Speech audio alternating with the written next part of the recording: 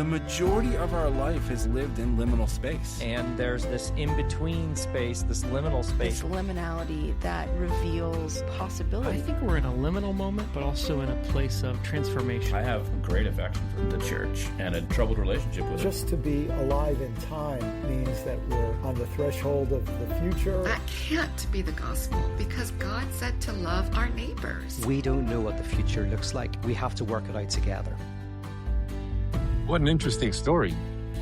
Now, some context. It's really easy to just look at the one story and treat it as a contained little thing. But there's been some stuff that's been happening in succession that brought us to this moment. And this is the conclusion of the first half of the book of John, which they think the writer of the book of John wrote the first half and then waited a long time and then wrote the second half later because of how different the two different halves of the book are. So you can say it's kind of like First John and Second John, but not the epistle version. But this is kind of leading up to the conclusion of that first book of the first half of the Gospel of John. Now we've been following through Lent, we've been following Jesus through the Gospel of John, and things have been kind of escalating fast. A few weeks ago, Jesus slipped out of the temple and in Jerusalem after the religious leaders picked up stones to execute him for blasphemy. He escaped. He fled. He stumbled upon this man who was born blind since birth, and he healed him on the Sabbath, which caused its own kind of a ruckus. Then he turned to the Pharisees, and he told them that they were the ones who could not see, while the man they had labeled as a sinner, he was the one that actually could see. And they were very offended, wanted to kill him. He ran for his life, kind of a thing. But the conversation didn't end there. From last week's sermon about the blind man, it continued in the next chapter. And it was, Jesus was casting himself as the good shepherd. He's like, I am the good shepherd and I lay down my life for the sheep. And it sounds like a harmless Sunday school lesson, doesn't it? Like Jesus saying, I'm the good shepherd.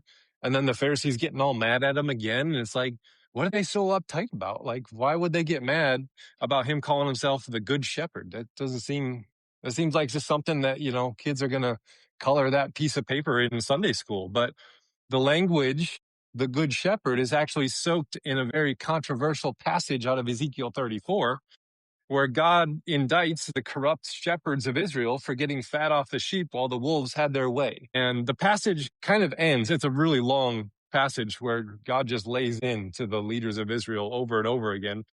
But the passage ends with God saying, I myself will come and seek and save that which was lost.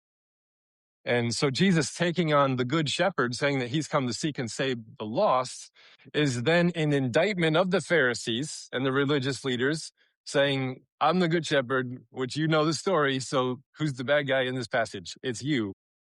So that's why they got mad about that terminology of good shepherd. It was also kind of a semi-declaration of divinity, because God is saying, I myself will do this. And the Pharisees want to say that he's accused of blasphemy and they want to stone him to death. So he runs for his life again. So he ran during the first time, and then he encounters the blind man, has this long conversation about healing the blind man who's really blind. That conversation turns into the Good Shepherd passage. They want to kill him again.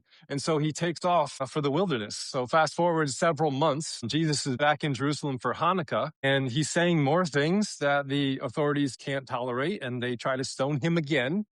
And he escapes again, this time retreating out into the wilderness east of the Jordan where John was baptizing. And that's where our story picks up, is these leaders in Jerusalem who have kind of all the power of culture and religion and economy and politics keep trying to kill Jesus, and he keeps narrowly escaping with his life and running for his life. And then all of a sudden, he's out in the wilderness hiding from all these authorities that want to kill him. And he's a wanted man. He's on the run. And word arrives from this small town that's not too far from Jerusalem saying, your friend is sick. Please come. So that's where our story picks up today. There's the context. Jesus has been hiding. He's been running. He's trying not to get killed until it's his time. He knows that he will be, and he's trying to stretch out that time until the appointed time. And so he's kind of in hiding. But when someone says your friend is in need, something happens. Now, before we get to that town and to Lazarus and that conversation, it's worth sitting with something that this story shows us. we are absolutely uncertain about what it means to be dead. It's kind of like you know it when you see it, but when did it happen? That is something that scientists have been trying to figure out, philosophers have been trying to figure out for a long time. Now, ancient Egypt and even Greece, they believed that the soul resided in your heart, your physical heart. And the Egyptian mummification process, they looked at the brain and they're like, what's that useless sponge up there, man? That's nothing. And they kept all the valuable organs in, like pots and things, and they put them to the side because you would need those in the afterlife. But they're like, that brain, that's just not even that's useless. So they discarded the brain. I won't tell you how because it's gross. But they didn't think that it was needed at all. Then comes Aristotle, and he kind of upgraded things. He's like, well, the brain isn't totally useless. The brain cools the blood, so the heart is still the seat of the soul, but the brain is kind of the cooler of the blood, kind of like rabbit's ears, cooling them off in the desert or something. I don't know why he thought that, but he was like, now the soul in the heart can function properly when your blood is cooled off from your brain. That's not how it works, by the way. Your brain does not do that. Now, Jewish tradition is a little bit different. They believe that your soul resided in two places simultaneously. They're kind of cool like this. That the heart is the seat of the soul, your will, your emotions, the things that drive your desires and choices. But your lungs was the vessel of your spirit, because the word for spirit is the same as that for breath and wind. They're the same word. So when you breathe in, you're breathing and filling your lungs with spirit. And then you exhale and spirit goes back out in the world. So that's what they thought, was it was kind of in two places simultaneously. And in 1628, a lot of time has passed, this English physician by the name of William Harvey, he actually demonstrated that the heart was actually mechanical in nature and that it pumped the blood through veins and all over the place where it needed, not a soul container. So he was like, actually, it has a function to it. It moves the blood around. And I don't know how he figured that out. I didn't want to dive into that because I get a little squeamish with medical stuff. But he figured that out. And then came this guy, the granddaddy of all deconstruction, Rene Descartes, and he shifted the debate to the brain because he was like the I think, therefore I am philosopher kind of a guy. And he was very cerebral. And he's like, the seat of the soul's got to be up here somewhere. And he actually said it's in your pineal gland in your brain because that's the only thing that has one. Everything else in the brain is hemispheric. You got the left and the right, and everything's paired up. But the pineal gland kind of bridges the gaps between the two. And he was kind of like, that's got to be the interface between the immaterial soul and the physical body. That's got to be where the soul resides, in the pineal gland. And that kind of stayed there for a while. And then when we invented ventilators and life support in the 90s and 60s, like medicine needed a new definition for when you could die because we can keep your heart and lungs moving through this technology. So they're like, so where does it reside? So they came up with the term brain dead. And now you have to be declared dead by physical brainwaves in some cases. And now there's research speculating that the soul resides in your cells because there's these bacterial things called mitochondria in the middle of all of your cells. And they're thinking that possibly that your life comes from the collection of all of your cells in there. We really don't. That's just a really long way of saying, like, we don't really know where life lives. We're less certain about when it actually departs. Scientists have actually had people, they've donated their lives and said, for my dying breath, put me on this absolute, the most intricate scale possible and see how much my soul weighs when it leaves the body. And when they would die on this scale, they would say how much, weight left the body. And they didn't find anything. So unsure of what the soul is, where it resides, and when is that moment when it actually happens, when you're actually physically gone? And the answer to that question is we really don't know. Spiritually, physically, we're just not sure. But you know it when you see it. It's kind of like there. But near-death experiences have been a genuine area of research and interest. I nerd out over them. There's a University of Virginia has a whole department dedicated to this topic. It's really interesting. And these are people who are like clinically dead and then are resuscitated back. And they have like these strikingly similar phenomenon that happen.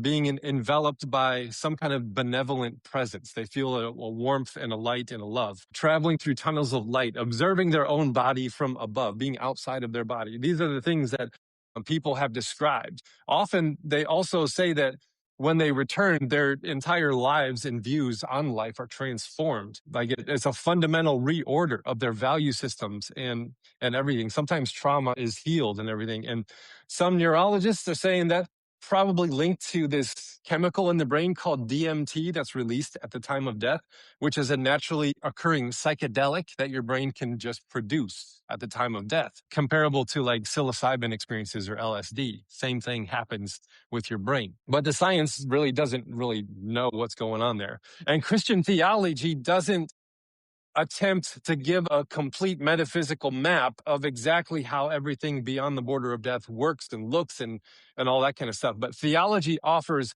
valuable vocabulary, not coordinates. It helps us kind of have as a signpost pointing towards the great mystery that we humbly say, we're not sure, but we have faith in this general direction. And in today's scripture, we meet somebody who crossed that threshold of death and came back. His name's Lazarus, and his story is really interesting. And he never tells us what was on the other side of the tomb. He simply comes out wrapped in his grave clothes. And his presence becomes so disruptive that the religious authorities of Jerusalem start plotting to kill him again. There's something happening there. What happened in that tomb, somehow it was really dangerous to the powers that be.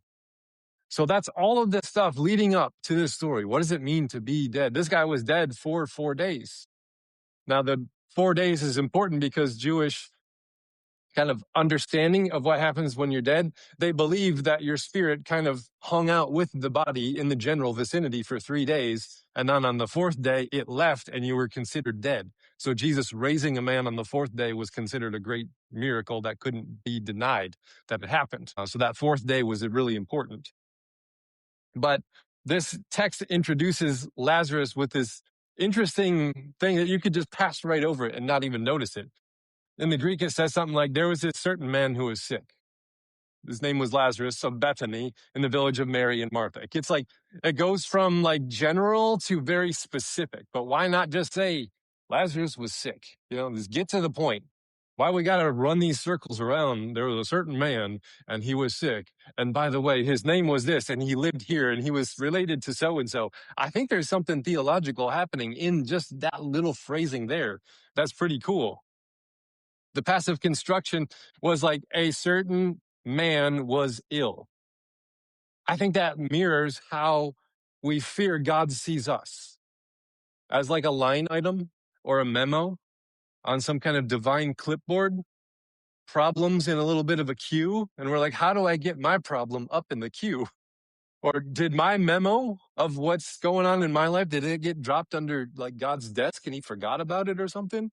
Right? Like we fear that there's this generality to how God interacts with the world. And sometimes we just get lost in the fray and God's like, oh my gosh, I totally forgot. So-and-so prayed. I should have done something about that. Right? And we feel that distance watching the news sometimes ourselves. We hear something, someone was shot. The community was displaced. The family lost everything. We hear that stuff on the news or in our social media feeds. We process it and we scroll on because we don't have a deep connection to the people. But when that same news feed arrives in our neighborhood, at our own address, the abstraction of it collapses entirely. And all of a sudden, it pulls on our heartstrings a little bit stronger. And what I like about this opening of this passage is that the text refuses the abstraction. And it immediately moves from that anonymous to the named, from the clinical to the relational. He's not simply some sick guy and God's on his social media feed being like, oh, wow, that kind of sucks. And then scrolls on. His name is, that's Lazarus. And he lives in Bethany. And he's the brother of Mary and Martha. I know him, right? Like that goes and gets very, very specific fast. Now, the prophetic tradition in Israel consistently warns against abstracting the human condition. in abstracting human suffering, treating the poor and the sick as categories rather than people and humans. And the grammar itself is a theological claim. The God of Israel knows proper names. He knows local addresses of people.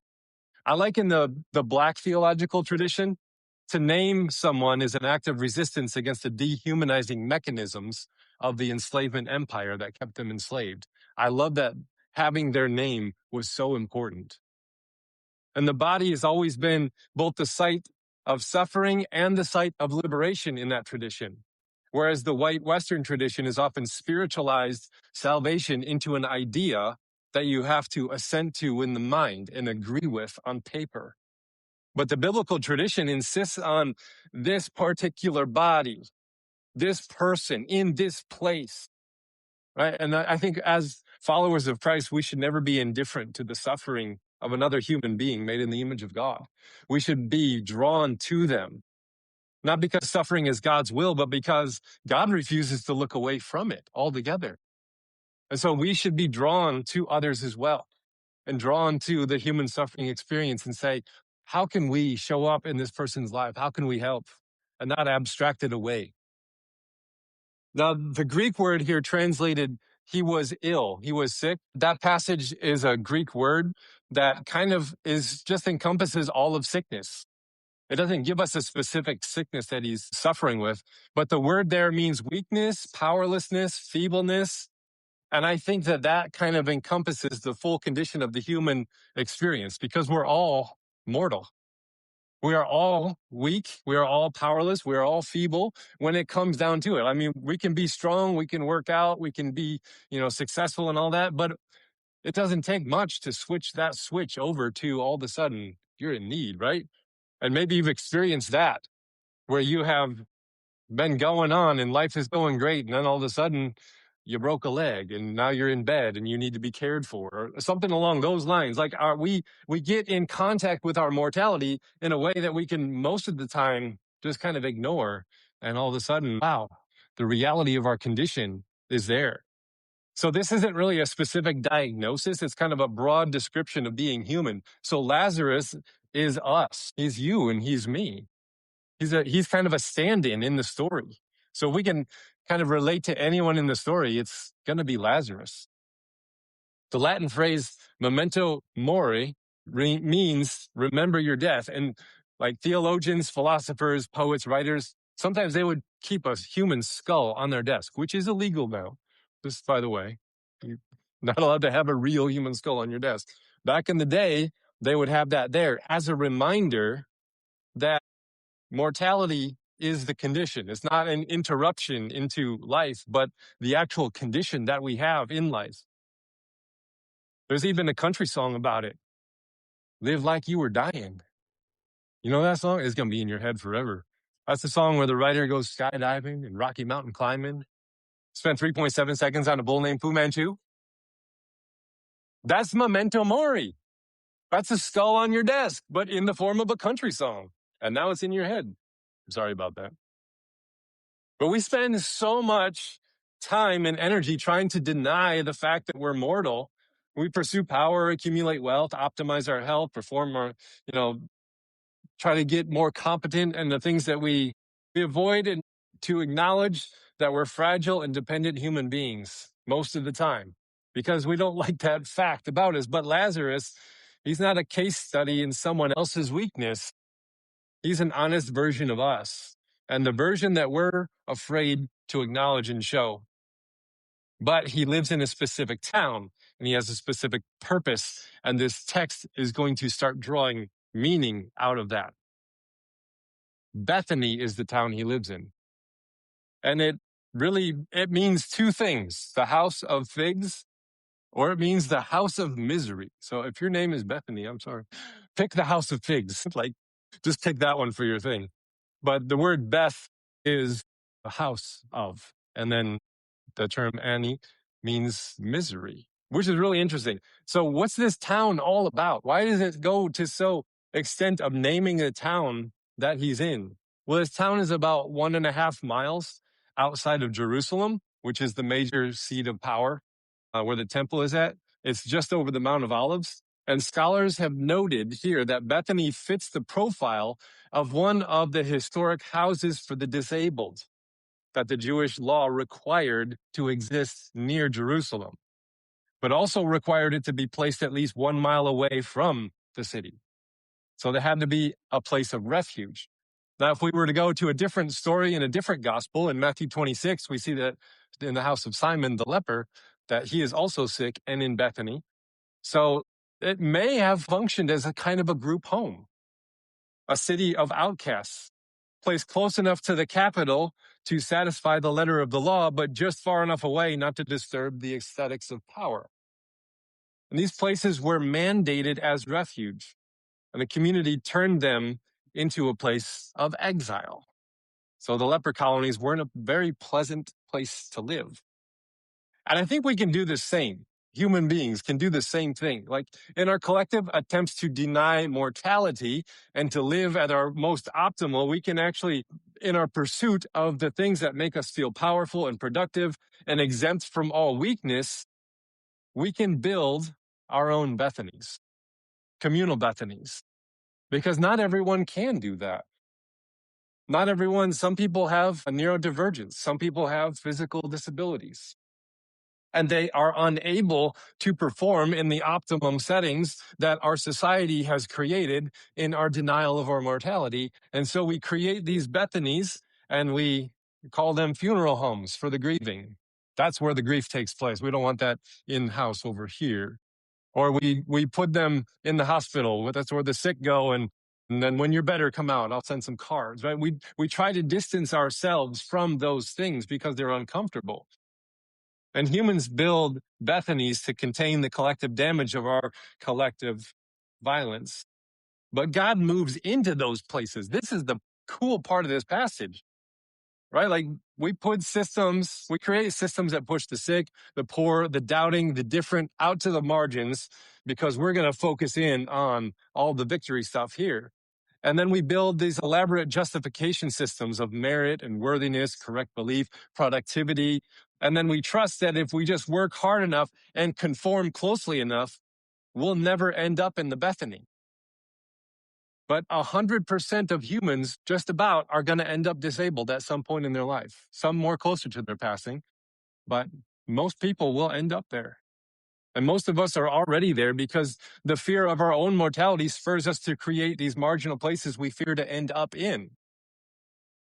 We might have enough money or health or security to pretend otherwise, but one day it catches up to us. And this story is good news because God moves into Bethany. Christ isn't anointed in Jerusalem halls of power. In the very next chapter, Christ is anointed here at Bethany, in the group home for the sick and the marginalized. I mean, kings were supposed to be anointed, surrounded by the greatest people in the land in the fanciest buildings that you could find. And Jesus is anointed, surrounded by the people that the land forgot and pushed to the side. And this is not incidental to the gospel. It is the gospel itself. And the English language does a disservice in this next section. It says, the one you love is sick. And it says, but Jesus loved him. That seems redundant to me, right? That's because we have one word for love that we put into service of everything between romantic love, between the person that we're involved with, or how we prefer potatoes. I love French fries. I'm a big fan of French fries. I had to give them up for a little while, and I miss them dearly. That's very different from me saying I love my kids, or I love my wife, or even I love my dog. I love my dog in a very different way than I love French fries, right?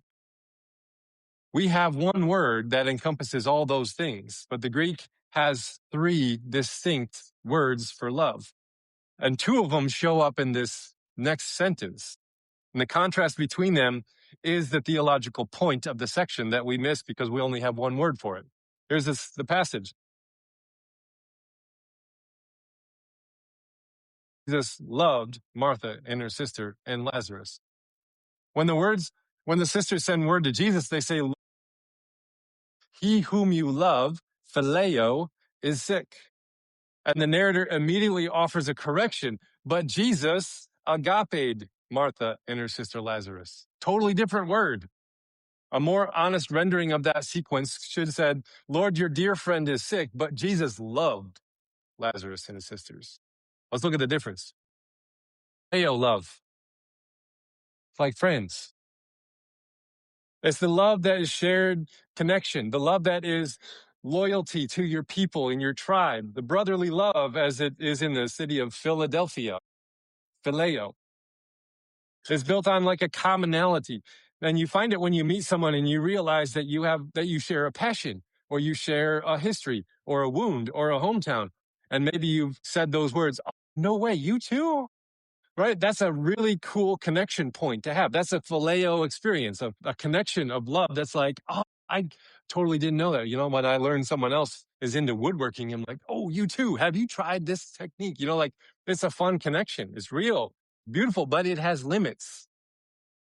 You may have encountered that limit, right? You were grieving too much. You were struggling too visibly. You're changing and evolving in your mind and heart too fast. And then all of a sudden your needs became inconvenient. Your questions became threatening. And you were no longer so much fun to be around. And all of a sudden that phileo love started to be like, let's not invite so-and-so to the outing. They've kind of been a little skunky lately. And slowly that phileo friends can withdraw on us. The calls stop. The silence gathers. You got ghosted. Then you find out that they hung out without you. And you're like, they did that? See, when Lazarus becomes sick, weak, dependent, no longer able to reciprocate, the question arose whether phileo love's going to be enough to hold him together. And the answer is simple. It wasn't. So it says that correction, Jesus loved, agaped Lazarus. Now, agape love is different. It's seen in my favorite film of all time, Lord of the Rings. It's not built on what we share. Agape love is built on the character of the one who loves. And it's supposed to be unconditional, self-sacrificial, that moves towards the other person at personal cost to themselves. Like Samwise carrying Frodo up the slopes of Mount Doom. Not because Frodo was offering him something in return, but because Sam decided who he was going to be. I am going to be the friend that sticks with you through thick and thin. The philosopher and cognitive scientist, John Vervaeke, really cool guy, he argued that agape love represents Christianity's singular contribution to the human moral consciousness. Like we have been developing, our minds have been evolving for a long time. And you can see it through all of the literature of all the age. And you look back, how our mind has developed. And when this guy looked at what did Christianity contribute to the evolution of human consciousness, he was like, hands down, it's that agape love. The idea that love can be directed towards the other, not merely towards those who mirror us and reinforce us or benefit us. It changed our brains. It's a love that transformed the very identity of the person that receives it and makes them part of the family. And we have been largely tribal for most of the human history. We love and protect our in-group, our family, our nation, our denomination, our religion, our political party, our friend group. Those are our peoples, right? But when someone within that tribe begins to diverge through sickness or doubt or shifting theology or changing values, phileo kind of dries up. And the cost of continued inclusion exceeds what shared identity can bear. So we build a Bethany for them and sometimes even for ourselves and saying, I don't fit anymore. But agape love creates that inclusive space. It says that Jesus waited 2 days where he was after he got word. And I find that confusing. It's like, your dear friend is sick. It's like, let me correct that. The one I love is sick. And so he waits 2 days until he dies and then shows up. That's disturbing. It's like, Jesus is kind of like, not yet, not yet. All right, let's go. Why does it do that? Why does the story let that happen? He was just told that Lazarus is sick. He's identified him as someone that he agapes, that he loves. And Jesus stays where he's at for 2 more days. And Lazarus dies because of that apparent procrastination. Now, this is not a storytelling technique. This is a description of how life and faith actually works. And it can be kind of disorienting because I wonder where God is during those long stretches of my life where I'm struggling. I get angry at that silence. I feel despair when the way I imagine God should be acting isn't matching what is actually happening on the ground in my own life. And the sisters send word, and Jesus knew, and Jesus stayed, and Lazarus died anyway. The invitation embedded in this apparent incongruity that Jesus loved and yet didn't show up is not to resolve it too quickly and try and answer the question of why, but to kind of sit inside of it long enough to ask, what is it showing us? And the problem may not be in God's inaction. The problem might be in actually that gap between the kind of love that we want, the controlling love that manages outcomes and prevents suffering and rescues us from all discomfort, and the kind of love that God is. A humble agape that does not manage from a distance, but enters into the grief and stands at the tomb and weeps. A love that shows up not to rescue, but to accompany through it to the resurrection. God lives in these Bethany spaces, even the ones we make for ourselves. God is anointed in Bethany. Now, this is not some consolidation prize. This is like the location of how the kingdom comes about. And Jesus risks everything to go to Bethany. If you look at it in a human perspective, it's a terrible idea. Thomas even knows this is a terrible idea. And he almost is like, well, let's go die. We know what's going to happen if we get that close to Jerusalem. Let's go and die with Jesus. But Jesus goes anyway, even though by any political religious calculus, it's a terrible, terrible idea. The religious leaders of Jerusalem, they're just 2 miles away. They've already attempted to execute him twice. Going to Bethany means moving towards them, and it also risks ritual impurity. Contact with the sick or dead would render him ceremonially unclean, unable to go to the Passover, which was just around the corner, and is the most important worship season of their year. And being seen in Bethany is also going to be like, oh, he's with those people. The sick, the marginalized, the ones respectable society had carefully moved out of view, right? Phileo love can't afford to have your reputation questioned. You got to protect it. It's built on tribal affiliations remaining intact, but agape overrides that fear of tribalism, and Jesus goes there anyways. And I think a lot of the exodus from the Christian communities in our current generations right now is not primarily because the world is winning and evil is out competing godly ethics, like the Christian nationalists say. I don't think that's it at all. I think it's probably because church spaces have held too tightly to its Jerusalem values of power while people are suffering in Bethanies all around. And you've probably felt that. Right? There's like a death grip on doctrines of power and hierarchies of belonging instead of on the person of Christ to be found in these places of Bethany. And people are finding there is just no longer room for them inside many of religious spaces and walls. As Gustavo Gutierrez said, solidarity with the poor means to make the concerns of the poor our own. To prefer the poor is not to exclude others who aren't poor. It's to embrace the whole of humanity beginning from the bottom instead of the top. And that's one of the reasons I experimented with the parish concept of pastoring when I came here, expanding spiritual responsibilities, not just inside these walls, but to the neighborhood that the church is within, not just the bodies that show up on Sunday. But I also want to be honest and humble because I know that many people naturally adjust who they are in religious spaces out of fear. And we stuff doubts in the corners of our psyche. We tuck away major shifts in our understanding, theological, political, or personal. And we ask the questions like, what would they say if they knew what I actually thought about, fill in the blank? And we create an interior Bethany, a private exile for a piece of our soul, and send places of ourselves there that we're afraid won't be accepted in spaces like these. Lazarus is the story that says, may it not be that way. Jesus arrives at the tomb, then comes the shortest verse in the whole Bible and probably one of the most theologically rich. Jesus wept. His body registers grief before he performs a miracle. Embodied compassion precedes resurrection. He doesn't manage the moment from a distance. He enters inside of it. When Jesus declares, I am the resurrection and the life, he's not saying, I will be one day the resurrection and life. He says, I am, which is that divine name given to Moses from the burning shrub in the book of Exodus. And it echoes throughout John's Gospels. And it's always tethered to immediate presence of God in this moment here. It's not a promise deferred to the end of time or afterwards later. It's a present tense encounter with God. Death took Lazarus for 4 days. Despair has set in. Mary and Martha expect God to act in a certain way. God didn't. All seems lost. And that space, most of our faith operates in that space there, where that old understanding has collapsed. The new one has not yet arrived.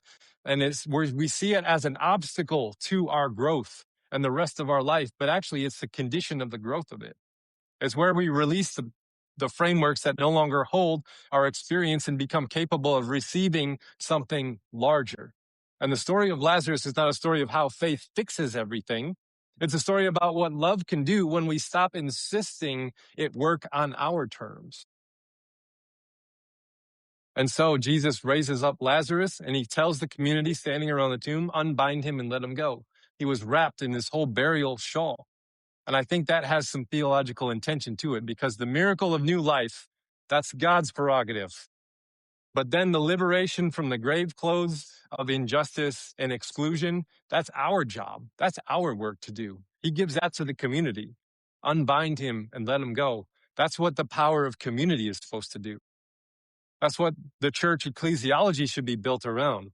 Not the generator of resurrection life, but the community that unbinds those who are tangled in those old grave clothes.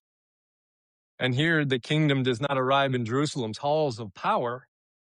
It rises from Bethany's humble streets. And so we have been given the command, unbind your neighbor. Jerusalem's going to be destroyed within a generation, exactly as Jesus predicted it. Not because God is cruel, but just because the systems built on domination carry the seeds of their own destruction. And the way of love, even when it looks like losing, is the only way that holds. Next week, Jesus is going to enter Jerusalem on a donkey for the triumphal entry for Palm Sunday, and warn the city that its refusal to embrace love over power will be its undoing. And the trajectory from Bethany to Jerusalem is not incidental. It's the arc of the whole gospel. He's been going this direction. And we can wake up to the presence of divine love in places of poverty and weakness, not to glorify those states, but to declare that the Jerusalem strongholds of power that enforce them on others is incapable of bringing about authentic human transformation, regardless of their claims to correct belief and required affiliation to enter. And so our command here is simple. Let's go to Bethany. Let's unbind our neighbor. Maybe it's your own internal Bethany of the places that you have excluded parts of yourself, and maybe it's people around you in your community. But the command remains. Go to Bethany and unbind your neighbor.